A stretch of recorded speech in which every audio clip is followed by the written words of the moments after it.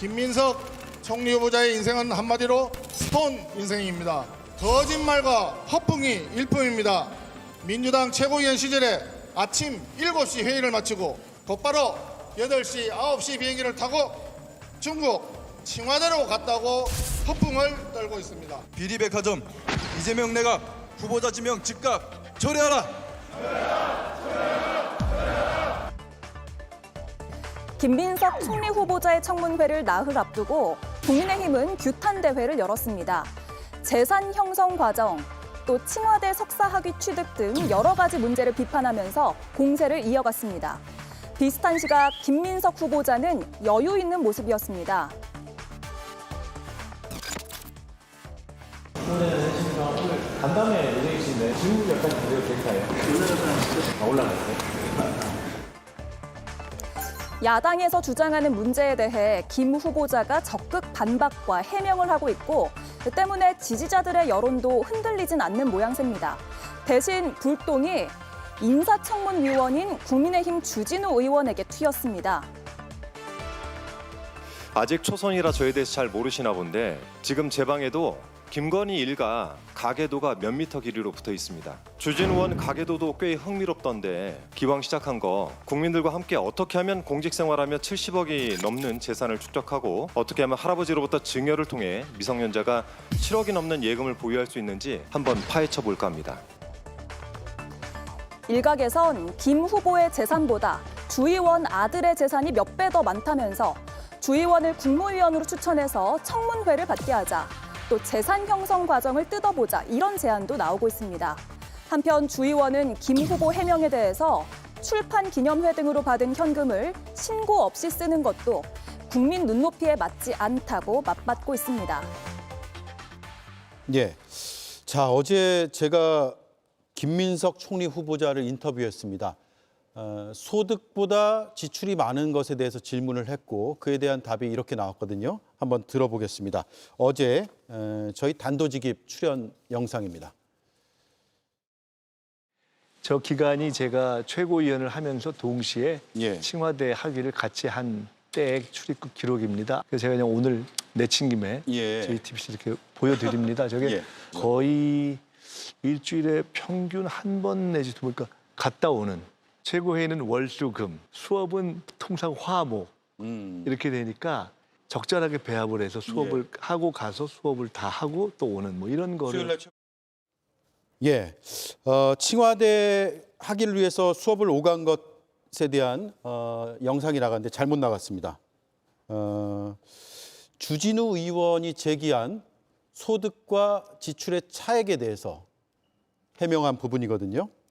준비됐습니까? 예, 좀 이따가 하겠습니다. 네, 준비됐습니다. 우선 주진우 의원님이 틀린 말씀을 하셨어요. 아이를 이제 애들 엄마가 사실상 키웠습니다. 지난해에 대학에 들어갔는데요. 그 유학 갔는데 뭐 그런 비용 다 포함한 것이 제가 부담했다고 전제한 거잖아요. 제가 아니라고 이미 설명했는데 실제로 한 5억 전후 될 텐데 맞습니다. 근데 그게 제가 그 사이에 재혼하면서 결혼 축의금도 있었고 또 작년으로 들어서 조의금도 있었고 또 출판기념회를 그것도 한 2번 했고 통상적인 수준 정도로 생각하시면 되는 정도의 액수가 세비외 소득으로 있었던 겁니다. 몇 년 동안. 네. 주진우 의원은 한 8억 정도가 빈다라고 주장을 했고 김민석 총리 후보자는 아들 유학비는 자신이 부담하지 않았기 때문에 그 금액을 빼면 5억 전후 정도의 차이가 있는 것은 맞다. 다만 그 사이에 재혼을 했고 그래서 축의금이 있었고 또 조의금이 있었다. 출판 기념회도 2차례 했다라는 점으로 그때 수익과 여러 이제 금액들, 경조사비 등으로 충분히 소명이 가능하다. 이렇게 반박을 하고 있습니다. 두 법조인에게 들어보죠. 어떻습니까? 일단 뭐 금액에 있어서만큼은 뭐 국민의 눈높이에 맞는지는 그건 따져봐야 될 문제이긴 하겠지만 일반적으로 봤을 때 정치인들이 축의금이나 조의금, 출판 기념회를 통해서 상례적으로 받는 금액이 있지 않겠습니까? 그런 금액의 측면 살펴보게 된다면 저는 김민석 후보자의 그런 주장 자체가 터무니없다라든가 전혀 가당치 않는 그런 수준은 아니라고 보여지거든요. 그렇다고 한다면 앞서 말씀하신 것처럼 그 차액 5억 원 정도에 대해서는 기존에 받았던 그런 각종 그런 금액을 통해서 충분히 지출할 수 있는 그런 여지가 있지 않나라는 생각이 들고요.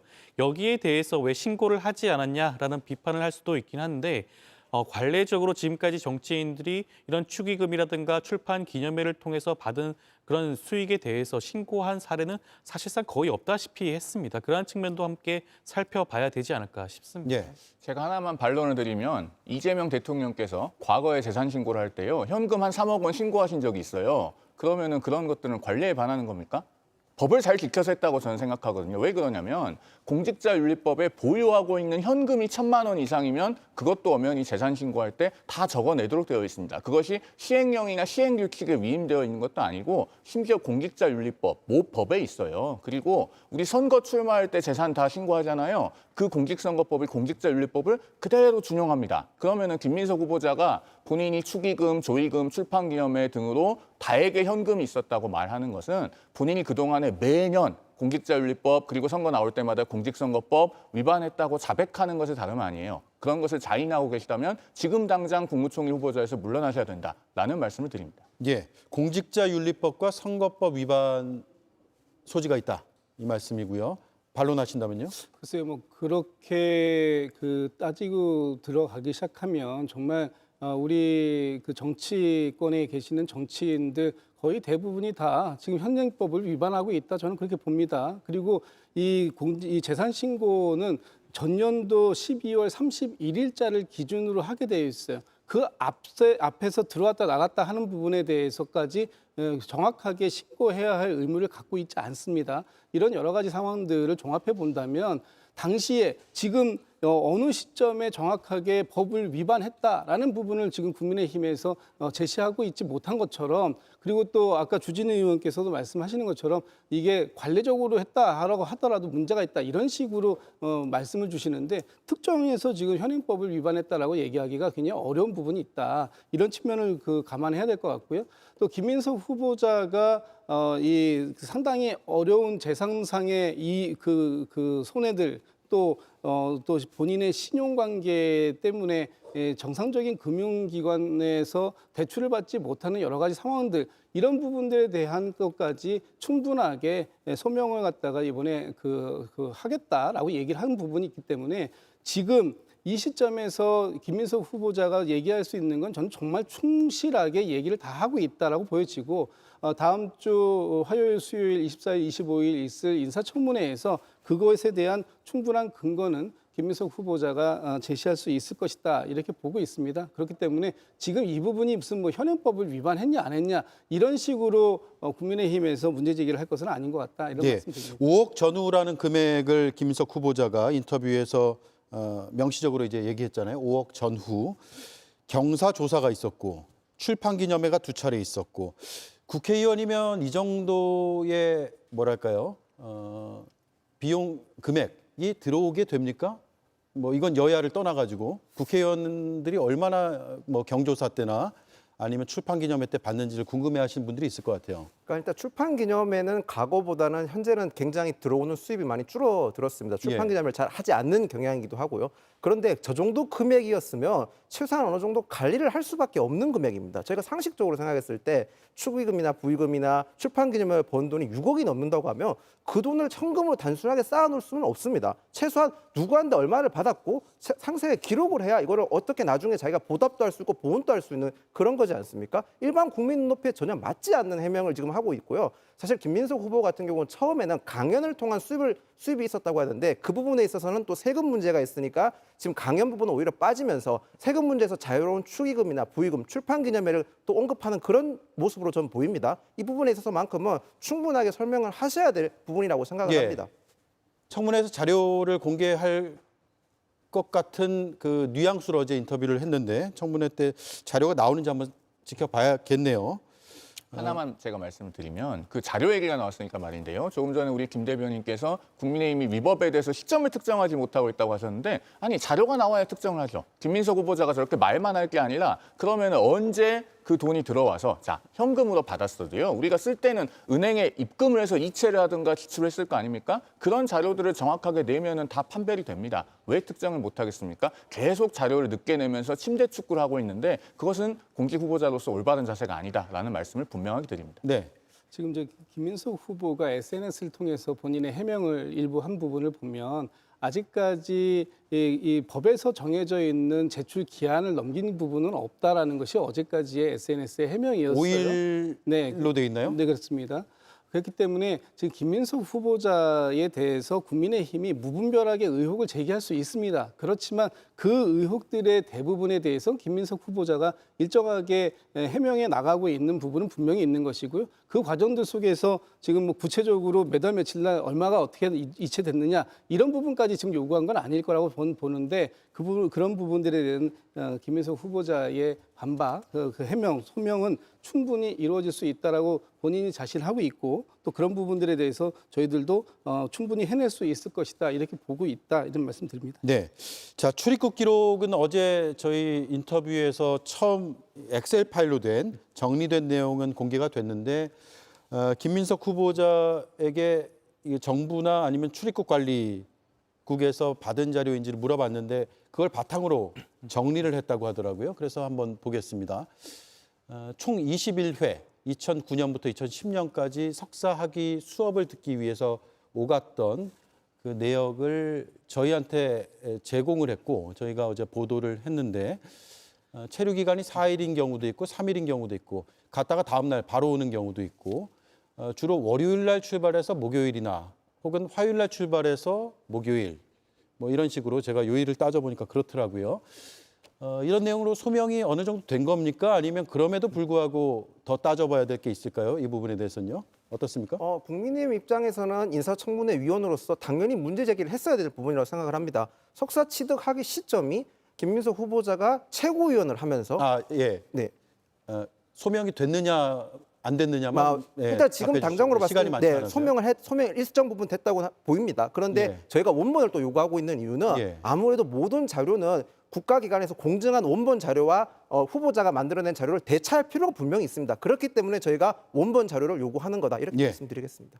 어떻습니까? 민주당에서 보기에는 소명이 됐다고 판단하세요? 충분히 소명이 됐다고 보여지고요. 지금 원본 자료를 요청하고 있는데 김민석 후보자가 제출한 엑셀 파일 살펴보게 되면 사실 출입국 기록의 원본 자료와 그렇게 크게 차이가 나지는 않습니다. 굉장히 대동소이한 자료 구성이라고 할 수가 있겠고요.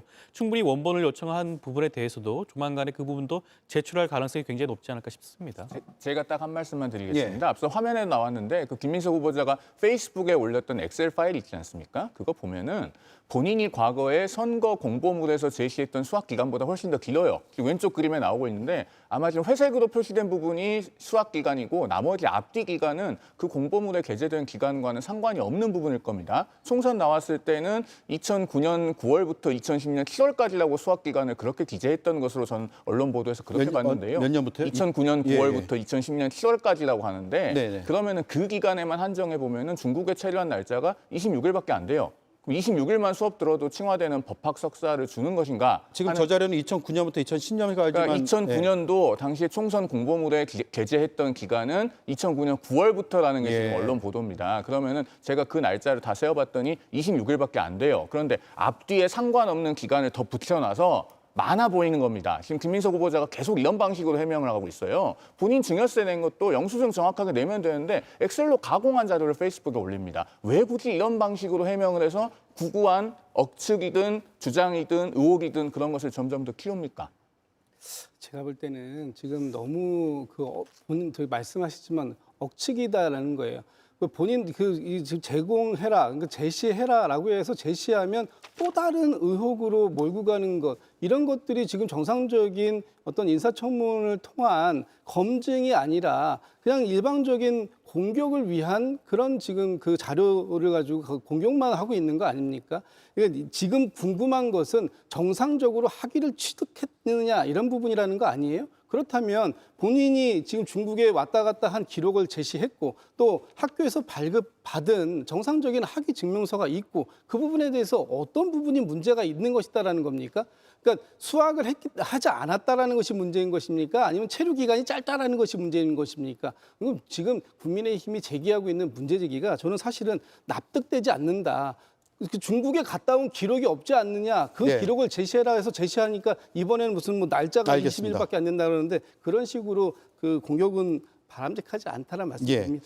자, 마지막으로 이것만 한번 짚어볼게요. 주진우 의원을 또 민주당에서는 파헤쳐 보겠다라는 발언까지 했는데 앞서 한준호 최고위원의 발언 들어봤고 그리고 국민의힘에서는 송원석 원내대표가 그럴 거면 주진우 의원을 총리로 지명하라 이렇게 또 반박을 했거든요.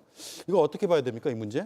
제가 말씀드릴까요? 일단은 저는 민주당에서 주진우 의원 계속 열심히 공격해 주셨으면 좋겠습니다. 세 가지 이유가 있는데요. 첫째로 민주당이 주진우 의원을 공격하면 공격할수록 주진우 의원만 청문회 스타가 됩니다. 민주당에서 뭔가 아픈 부분이 있고 주진우 의원이 잘하고 있기 때문에 저렇게 계속 공격하는구나라고 생각하시는 국민들이 굉장히 많으실 거예요. 두 번째, 민주당이 공직 후보자도 아닌 주진우 의원을 주객이 전도된 공격을 계속 할수록 국민들께서는 메시지를 반박할 수 없으니까 메신저를 공격하는구나. 이 부분도 명확하게 파악을 하실 겁니다. 마지막 세 번째로, 자 지금 주진우 의원이 총리 후보자입니까? 장관 후보자입니까? 인사청문위원을 역으로 검증하겠다고 한 사례가 우리 헌정사상에 있습니까? 이렇게 엉뚱한 사람으로 전선을 확장하기로 치면은요. 자, 야당도 정권 초반이라서 자제하고 있을 뿐인데 이런 말 충분히 할 수 있습니다. 이재명 대통령도 전과사범, 김민석 총리 후보자도 전과사범, 강훈식 대통령 비서실장은 전과 2범이에요. 국정의 핵심 요직에 대해서 442 포메이션을 구축하려고 하는 것이냐. 이런 비난 충분히 확장해서 할 수 있습니다. 그러니까 엉뚱한 사람으로 전선을 확장하시는 것 민주당에서도 신중하셔야 될 것입니다. 네, 물타기라고 지금 보시는 거죠, 국민의힘에서는. 근데 이게 인사청문특별위원회 위원이 인사청문회를 하기 위해서 자료 요구를 하고 거기에 대해서 공세를 하는 것을 물타기로 그런 식으로 주진우 의원을 공격하는 건 굉장히 바람직하지 못한 겁니다. 주진우 의원은 본인의 직무를 다 하고 있는 겁니다. 그걸 마치 만약에 주진우 의원이 칭하대라든지 나머지 각종 의혹들에 대해서 문제 제기를 하지 않으면 그건 직무유기인 겁니다. 민주당도 반대로 야권 시절, 야당 시절 때 생각해 보십시오. 얼마나 거세게 저희를 공격했었습니까? 한덕수 총리한테 자료 요구 1000건 하셨습니다. 1000건. 그런 점을 다 상기하시고 주진우 의원에 대해서 얘기를 하시는 게 바람직하다고 생각합니다. 주진우 의원에 대한 공격이 아니고 주진우 의원에 대한 궁금증인 것도 있고요. 또 하나는 주진우 의원이 과연 김민석 후보자에 대해서 이렇게 그 도덕적으로 자격이 있느냐라고 물어볼 그런 자격이 있는가 하는 부분에 대한 국민들의 또 궁금증이 있는 거예요. 주진우 의원의 아들이 7억이 넘는 재산을 갖고 있습니다. 지금 김민석 후보자의 전 재산이 2억 원에 불과합니다. 그렇다면 과연 20대의 주진우 의원의 아들은 어떻게 재산을 모았을까? 이거 궁금하지 않으십니까? 저는 궁금하더라고요. 그래서 그 물어보니까 본인이 그 할아버지로부터 그 상속받은 것이다, 증여받은 것이다 이렇게 말씀하셨다는데 그런 부분들에 대해서 그럼 정확하게 증명하시면 되는 거예요. 이것에 대해서 그 물타기가 아니라 지금 국민들에게 주진우 의원이 김민석 의원을 공격하는 모습이 얼마나 좀 황당한 모습인가라는 부분에 대해서 더 국민의힘에 있는 분들뿐만 아니라 민주당의 의원들도 묻고 싶은 것이 많은 것이다 이렇게 보시면 될 것 같습니다. 일단 인사청문위원이라고 한다면 지금 김민석 후보자가 총리로서 제대로 된 역할을 할 수 있을 것인지 그러한 능력을 가지고 있는지에 대해서 그런 질문을 하고 그런 것들을 문제 삼아야 됨에도 불구하고 굉장히 지엽적인 부분에 대해서 그런 의혹을 제기하지 않겠습니까? 터무니없는 의혹도 굉장히 많습니다. 김민석 후보자가 여기에 대해서 하나하나 해명하고 소명을 하더라도 그것을 고지고대로 받아들이지도 않는 모습을 보이는 측면에서 살펴보게 된다면 과연 주진우 의원이 인사청문위원으로서 자격이 있는 것인지를 묻지 않을 수가 없고요. 그 연장선에서 국민들이 궁금해하고 있는 자녀에 대한 할아버지의 그런 재산 상속, 그런 증여 의혹 이런 부분들을 제기하는 것으로 보여진다고 할 것이고요. 그렇다고 그런 의혹에 대해서 문제를 삼고자 한다면 주진우 의원 스스로가 그런 그 질문 사항에 대해서는 다시 한번 곱씹어 봐야 되지 않을까 싶습니다. 자격에 대해서 말씀을 하시니 제가 우리 방송을 보시는 시청자들 중에서 이재명 대통령과 민주당을 좋아하시는 분들께 한 말씀 드리고 싶습니다. 민주당 현역 의원들 중에 고르고 골라서 국무총리 후보자를 인선했을 텐데 전과가 사범에 불법 정치자금 유죄 판결 확정된 금액만 10억 원이 가깝고 그 밖에 눈덩이처럼 의혹이 불어나고 있는 분이 총리 후보자입니다. 여러분은 민주당 현역 의원들 중에도 이분보다 훨씬 더 깨끗하고 유능한 분을 총리 후보자로 요구할 자격이 있다라는 말씀을 마지막으로 드리겠습니다. 예. 마지막 반론하시겠어요? 진짜 이렇게 그 인신공격성 말씀을 주시는 걸 제가 듣고 있어야 될지 정말 좀 답답한 생각이 듭니다. 지금 국민들께서 김민석 후보자에 대한 어떤 정책 능력이라든지 지금 이 어려운 대한민국의 그 위기의 대한민국을 어떻게 끌고 갈 것인가에 대한 고민은 1도 안 보이는 국민의힘을 보면서 야, 국민의힘이 정말 진짜 그 같이 대화를 나누고 앞으로 국정을 함께 할 수 있는 수권 정당의 그 모습으로 갈 수 있을까라는 부분에 있어서 매우 회의를 느낀다 이런 말씀 좀 드리고 싶습니다. 알겠습니다. 자, 가운데 있는 제가 상당히 긴장감이 흘렀네요. 양쪽이 오늘 굉장히 치열했습니다. 주말 잘 보내시죠. 수고 많으셨습니다.